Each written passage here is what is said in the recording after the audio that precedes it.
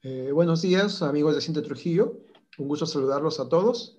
Hoy me encuentro con el profesor Hugo Benítez, ex profesor de la UNT, especializado en historia, sobre todo en los temas de independencia y república de nuestra región, ¿no? Parte importante de la independencia del Perú. Con él vamos a charlar sobre buscamos tener más luces sobre cómo se dio la independencia en Trujillo, ¿no? ¿Quién fue Torretagle, el personaje cuyos restos hace poco acaban de llegar a la ciudad? En un hecho que ya se había ya programado hace varios años, no es que haya sido gestión de las autoridades, sino ya era una norma que se había establecido, ¿no? Que en el Bicentenario algunos de los personajes, ¿no?, que fallecieron hace muchos años tenían que ir a las ciudades donde tenían cierto arraigo, ¿no? Profesor Hugo, buenos días, un gusto saludarlo. El placer es mío. Profesor, un poquito para hacer un pequeño prólogo, ¿qué sentimientos le despiertan a usted las celebraciones o conmemoraciones o actos sobre el Bicentenario de Independencia de Trujillo? Bueno, son una serie de sentimientos encontrados, desde el estupor hasta la sorpresa y pasando hasta llegar a la decepción. ¿Por qué te digo esto? Porque yo creo que no se están haciendo las cosas correctamente.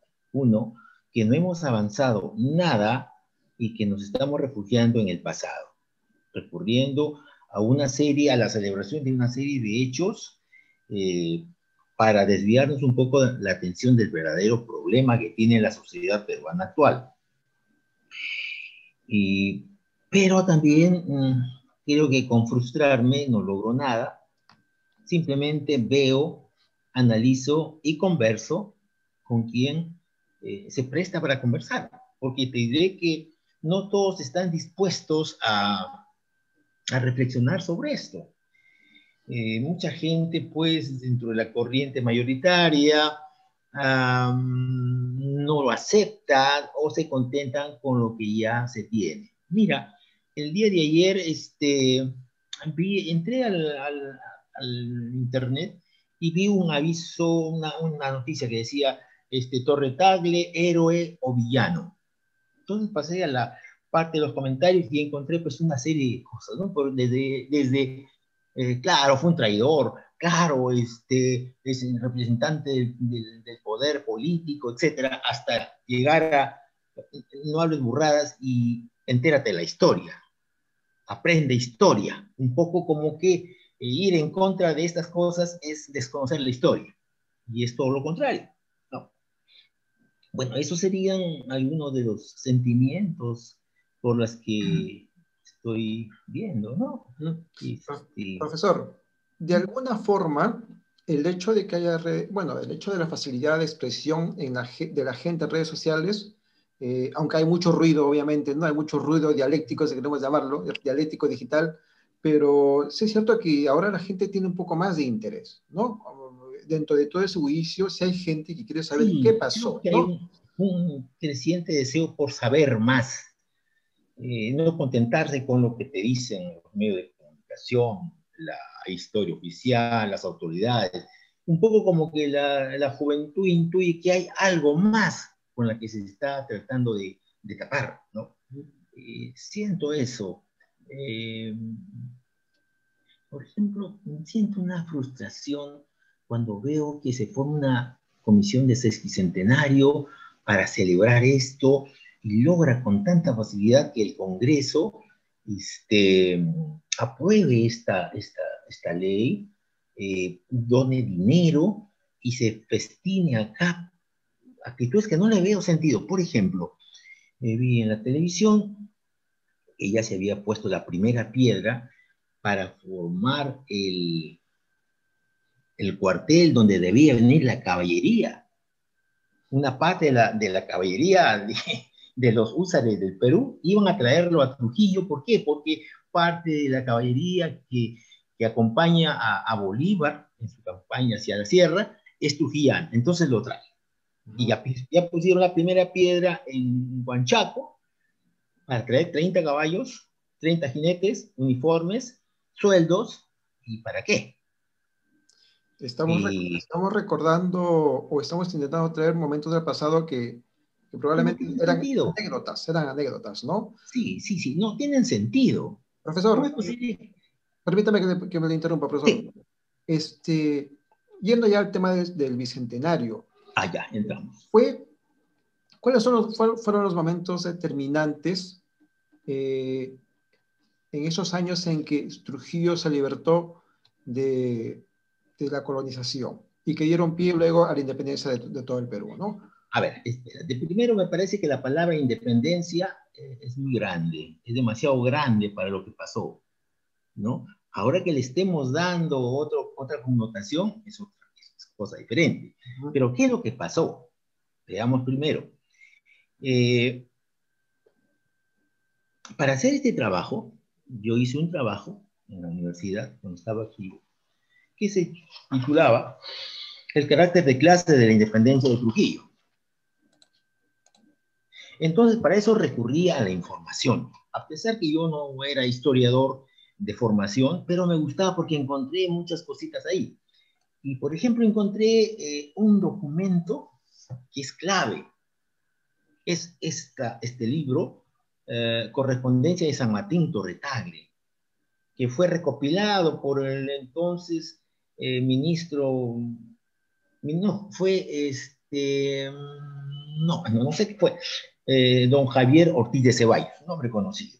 Entonces, él recopila todas las cartas que se dan entre San Martín y Torretagle, de la cual nos interesan básicamente tres cartas. Pero antes de entrar a las cartas, quisiera ver cómo es que llega Torretagle acá. Torretagle es un limeño de descendencia obviamente española, eh, hacia mediados de 1810-11 comienza a meterse en la política en Lima, es elegido alcalde por 2 veces y es elegido como diputado ante las Cortes de Cádiz. Se va a España. En España está como hasta el 16, 17, creo. De España viene bajo el brazo con el título o con la ocupación de intendente de La Paz. Llega a Lima. En Lima, el virrey Pezuela, por intereses o por qué sé yo, no le da el cargo y lo tiene en stand-by hasta el 20, se queda en Lima. En el 20 se decide mandarlo como intendente a Trujillo. Está en Trujillo, llega en 1920, así, o sea, las cosas se producen así muy, muy rápidamente. Y llega pues más o menos en julio, agosto a Trujillo. Se hace cargo de la intendencia, se pone en contacto con los grupos de poder, posiblemente ya hay un juego de intereses, se presenta un juego de intereses entre los grupos de poder y él está al margen. Es en estas circunstancias cuando se produce la llegada de San Martín de Chile, desembarca en Pisco, pero es un mal paso porque parece que le dan información equivocada. Él esperaba mayor apoyo de los limeños libertarios, pero parece que estos no le apoyan, entonces se ve obligado a dirigirse al norte y desembarca en Guaura. En Guaura está entre Lima y el norte. ¿Por qué escoge Guaura? Porque la zona norte es una zona muy rica económicamente, prácticamente después de Lima y el Cusco era Trujillo, la intendencia de Trujillo, no era la libertad, el nombre de libertad se adopta después de las batallas de Junín y Ayacucho. Y sabe que está de gobernante el marqués de Torretagle, que recién se ha hecho cargo. Y entonces comienza un trabajo epistolario, que están en este librito que les digo, está relatado todo. Comienzan a escribirse cartas, un poco al comienzo le pide su ayuda, ¿no? Y que colabore. Torretagle no le responde, hay aquí algunas cositas que yo quisiera leerlo para que se tenga en cuenta.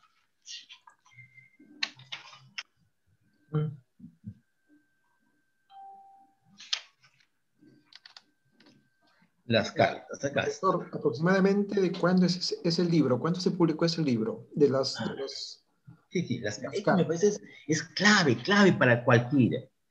Es en Lima, la editorial Juan Mejía Vaca, Lima, 1963. El compilador es embajador, creo que fue, Javier Ortiz de Ceballos. Y aquí están las cartas, el facsímil de las cartas y la traducción al costado. Entonces, de ahí es el documento principal para hacer este trabajo. Hay 3 cartas que le escribe San Martín primero. En la primera carta, escrita el 20 de noviembre, San Martín le dice textualmente: desde que desembarcó en las costas del Perú, el Ejército Libertador se ha desplegado en todas partes el amor de los pueblos a su independencia. Ortiz de Ceballos, en la página 3.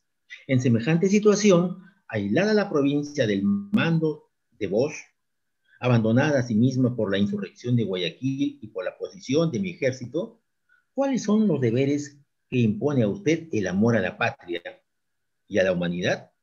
¿Será prudente sacrificarse y sacrificar a los habitantes de Trujillo por intereses ajenos y aún contrarios a los suyos? Continúa. Y a vos, paisano apreciado, que no es mi ánimo alucinar ni intimidar, ni intimidar, sí solo propender a una unión entre nosotros, que me parece puede efectuarse salvando el honor y los compromisos públicos. Está diciendo, pues no, ¿por qué no te pasas? Pero Torretale no dice nada. La segunda carta, escrita el 27 de noviembre, o sea, ahí nomás, el primero es el 20, una semana después, al ver que no hay respuestas, nuevamente vuelve a escribir. Y dice: y con este motivo me tomo la libertad de escribirle ofreciéndole que puede pasar cuando guste, bajo la seguridad de no ser molestada. O sea, se refiere a su esposa, que iba a hacer un viaje. En lo más mínimo, será escoltada hasta que llegue a su destino de modo más respetuoso, etcétera, etcétera. Ceballos, páginas 8. Y la tercera carta, fechada el 12 de diciembre, o sea, muy pocos días para la proclamación de la independencia, la tercera carta dice, fechada en Guaura, dice: presenta la correlación de fuerzas, la deserción del batallón Numancia, que ya se había pasado, se convierte en el batallón Voltígeros, con la presencia ya de Bolívar, y la precariedad de las fuerzas realistas, dice, para consolidar más la opinión de los pueblos en favor de la causa de América y contemplar el desaliento de sus enemigos, he recibido hoy mismo la noticia de la victoria de la división al mando del Antonio Álvarez de Arenales. Listo. Estas 3 cartas las escribe y no hay ninguna respuesta. Ya faltan, miren, el 22 de diciembre esta una carta del 12 al 29, son, me parece, 15 días más o menos, y no dice nada, no hay ninguna demostración de patriotismo ni nada. Después de estas 3 cartas, se anima a escribirle Torre Tagle, y le dice: sí, está bien, vamos a hacer las cosas. Pero analizando el contenido de otras cartas del mismo libro, es un acuerdo político entre ambos. San Martín necesita el apoyo económico de Torre Tagle, que lidera a todo el grupo del grupo de poder. Y Torre Tagle necesita el apoyo de San Martín, el apoyo político, para poder consolidar su poder regional. Porque en ese momento había una pugna entre 2 regiones, Trujillo y Lambayeque. Por eso es que hay una pugna incluso un poco anecdótica. Lambayeque celebra su independencia eh, con Iturbe, el 27 de diciembre, me parece. Pero no se lo reconoce porque, según dicen los trujillanos, no lo reconocemos. ¿Por qué? Porque esa independencia lo juraron a puerta cerrada y nadie supo nada. Entonces ellos hacen nuevamente otra actividad después del 29, en donde ya lo hacen públicamente. Entonces, aparentemente Trujillo sería la primera región que logra la independencia. Claro, al ser en ese entonces tenía que ser un acto público para que sea reconocido, ¿no? A puerta cerrada quedaría más que nada como una reunión secreta, sobre todo en esas circunstancias, en ese contexto. Bueno, si tú lo quieres ver así, no hay problema, pero me parece que son nimiedades, cosas que, Luis, a puerta cerrada, a puerta abierta, la cuestión está que se hizo. Pero ahí vamos, ¿no? De que hay una pugna porque habían intereses económicos, digamos. Entonces, a Torretal le interesaba tener el control económico de la región, ¿no? Él lideraba a los terratenientes, los comerciantes, los grandes comerciantes de acá, asentados en Trujillo. Entonces, era fundamental su apoyo. Después la cosa cambia un poco, porque ya con San Martín se hacen muy buenos amigos, se hacen compadres, y San Martín le pide ayuda económica y el otro le pide ayuda política. Incluso hay una anécdota que en el libro lo dice, mira, compadre, le dice, yo te voy a mandar recomendaciones, pero no le hagas caso a todas, sino solamente aquellas que al finalizar la página tienen dos rayitas oblicuas. Cuando veas dos rayitas oblicuas en la hoja, entonces ese sí es cierto, ayúdale, pero el resto no le hagas caso. Profesor, había bastantes mensajes en clave en la correspondencia que se realizaban, ¿cierto? Por supuesto, claro. Sí, sería cuestión de analizar incluso el sentido de las palabras y todo lo demás. Pero eso está ahí textualmente dice, cuando veas las dos rayitas oblicuas, ahí sí, esa es verdad, hazle caso, ¿no? Luego ya San Martín se apodera, tiene el control del gobierno peruano, y Torre Tagle se convierte en su mano derecha, está junto a él.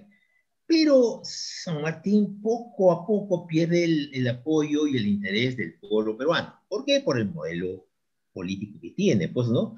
San Martín propone una monarquía constitucional, e incluso su modelo era traer un príncipe de España que sea pariente del rey de España para que nos gobierne, cosa que no le interesa, no es de agrado de los. Entonces, poco a poco, San Martín comienza a perder el poder. Se produce la entrevista de Guayaquil, y en ese lapso, Torre Tagle es su segundo hermano, de ayuda, él es el responsable político. Viene San Martín y ya no tiene poder, así es que se va. Se va al exilio, nunca más viene, está por Francia, y aquí comienza el caos. Ya se había formado el Congreso, el primer Congreso Constituyente para hacer la primera Constitución. Totalmente desligado de España, ¿cierto? Ese era ya el ideal ya. Sí. Entonces, hay un caos tremendo. El Congreso no elige a Torre Tagle como presidente, sino lo elige a Rivagüero, el primer presidente del Perú. Pero Rivagüero no ataba ni desataba. Se produce la llegada de los españoles que se habían ido a la sierra, regresan a Lima, que entran como Pedro en su casa, y el Congreso tiene que dirigirse a los castillos del Real Felipe. Ahí se atrinchera. Tanto es así que le cortan el poder de Rivagüero y eligen a Torre Tagle. Rivagüero, molesto, se viene a Trujillo, acá forma su gobierno con sus seguidores, forma sus ministros y comienza a gobernar. Es un caos. Al ver que las cosas estaban de mal en peor, llaman a Bolívar. Bolívar manda primero a Sucre para que vea cómo están las cosas, y después viene Bolívar. Y en el mando estaba Torre Tagle. Entonces, para no romper las cosas, dice, bueno, pues, tú sigues como presidente, pero el que tomaba las decisiones era Bolívar, como todos sabemos. Eh, pero Torre Tagle se siente que poco a poco es desalojado, dejado de lado, y entonces, al último, Bolívar le quita el poder. El otro se retira y comienza ya a confabular. Mira, el patriota, el que declara la independencia de Trujillo, comienza a confabular con los españoles. Al ver esto, Bolívar lo amenaza. Mientras él se retira a Pativilca, le encarga a Sucre que lo lleve. Parece que Sucre se va de Boca y le dice, oye, te quieren matar. Llegando a Pativilca te van a fusilar. Así es que, ni corto ni perezoso, Torre Tagle huye y se va y se entrega a los españoles. Entra al castillo del Real Felipe. Ahí hace una proclamación en contra de la independencia, en contra de Bolívar directamente, y se declara como el siervo fidelísimo de la corona. O sea, mira, se pasa de un extremo al otro. Así que no te extrañe que los políticos hagan eso ahora. Profesor, sí, mire, ¿sabe qué? La verdad que esta charla, como dije al inicio, es sobre todo, no se puede cortar porque hay mucho hilo, todo viene continuado. Sí, sí, Entonces, sí. mientras usted narraba los acontecimientos, ¿no? Basados en acuerdos políticos, en conveniencias, ¿no? Parece que estuviese narrando acontecimientos actuales, ¿no? Sí, sí, Eso sí. por un lado, ¿no? Hubo un momento que hubo dos presidentes, ¿no? Uno en Trujillo y otro en Lima. Ah, Entonces, pero eso no es nada. El año 37, entre el 37 y el 38, hubieron 7 presidentes que gobernaron el Perú. 7. Uno en Lima, uno en Trujillo, uno en Huancayo, otro en el Cusco, otro en Arequipa. Era un caos terrible. y no eran gobiernos Y eso no regionales, dice nada. y no eran gobiernos regionales, diga. No, Profesor, parecía gobiernos regionales. profesor, Sí, volviendo sí. un poquito, digamos, al tema de Trujillo, eh, entonces se dio, bueno, y usted lo ha explicado bien, ¿no? Que no es tanto una independencia, ya con el tiempo, ¿no? Con el tiempo, con la distancia del tiempo y el espacio, percibimos como que una independencia, ¿cierto? Y así se le reconoce, digamos, para que la gente identifique Sí, esas pues. épocas que en realidad fueron Mira, mucho más complejas. En Trujillo, siempre nos dicen que, por ejemplo, la Casa de la Emancipación fue la casa donde se firmó el acta, el tratado. ¿Fue allí? ¿Fue en la casa de Obregoso? ¿Qué información no, tiene no, sobre fue en la casa Urquiaga, es donde se hacen las exposiciones en la esquina de Gamarra y Pizarro. Allí, las damas trujillanas, dentro de ellas doña Rosa Cabero y Muñoz, y después tiene mucho que ver con la pérdida del acta de independencia. Esa es otra historia. Ujú. Se Dice perdió el acta, mire, la bandera. Ah, se perdió el acta de independencia. no sé, pero lo rompieron. Lo hicieron desaparecer por intereses. Pero esa es harina de otro costal. Claro. Entonces, velaron la bandera, porque así se acostumbraba, y el día siguiente cogieron la bandera los vecinos más notables de Trujillo. No todos los vecinos, toda la población de Trujillo eran vecinos. El ser vecino significaba ser reconocido por el cabildo, te daba una nota, y este sí es vecino. O sea, un O sea, estatus tenía, ¿no? exacto. Sí, aquellos que tienen ciertas condiciones son vecinos, el resto no es vecino, ¿no? Entonces los vecinos salen, dan la vuelta por la plaza de armas y posiblemente en la esquina, en lo que ahora es la municipalidad, ahí debió haber dicho algunas palabras, ¿no? Torre Tagle, y todos los pocos que le rodearon allí, y después de eso posiblemente fueron a echar su traguito y se acabó todo. Eso fue lo que tenemos de información. No es tan apoteósica como podemos verlos ahora. No era, es que no era, Era algo pues, más simbólico, ¿es cierto? claro, claro, un poco a puerta cerrada. ¿Por qué? Porque tú crees que a la población de los negritos que vivían por la calle, que ahora se lo conoce, por decirte, España, que si en ese tiempo se llamaba Conquimitapo, ¿tú crees que le interesaba? No le interesaba nada, pues sí, para ellos no tenía nada que ver. Eran los grupos de poder los que se acomodan. Y bueno, así es como debió ser, ¿no? Salieron a pasear la bandera y, y fueron a firmar el acta de la proclamación, hasta que después se perdió. Profesor, para terminar, ya, le agradezco Ujú. mucho esta conversación, de saber que hay tanta información como lo preveía. Yo creo que esto podríamos retomar otra charla, de repente más adelante, cuando usted tenga tiempo, y Claro, continuamos con este tema, ¿no? por Eh, supuesto. Luego, para la ciudad de Trujillo en ese entonces, ¿qué significó este cambio, ¿no? Aun cuando fue simbólico, aun cuando se debió a los intereses que usted Ujú. manifestó, había intereses personales, militares, políticos, en fin, ¿no? Sociales, ¿no? Y creo que en el trasfondo económicos, ¿no? Al final, Ujú. en el trasfondo de todo es siempre lo económico, ¿no? Pero luego, ¿qué significó? Hubo un cambio después esta bisagra en la etapa política de la ciudad. ¿Hubo Eh, mejoras, empeoró? ¿Qué sucedió? bueno, a ver, era una situación muy caótica, había una crisis tremenda, eh, era bien difícil pues dejar de pensar en España. Tu padre era español, tú ya habías educado en España y de repente de la noche a la mañana cambiar era difícil, por eso que se nota esos cruces de un bando a otro, ¿no? Y entonces el cambio no se notó, pues porque no fue una revolución, solamente si hablamos de una revolución, podríamos pensar que se da un cambio, pues no, pero no, fue simplemente una transición que fue evolucionando poco a poco, en donde Trujillo, por su condición de ser una población muy pusilánime, posiblemente fue uno de los últimos que notó el cambio. Por ejemplo, no es como Arequipa, ¿no? Que son muy efusivos, explosivos, muy dinámicos. Acá no.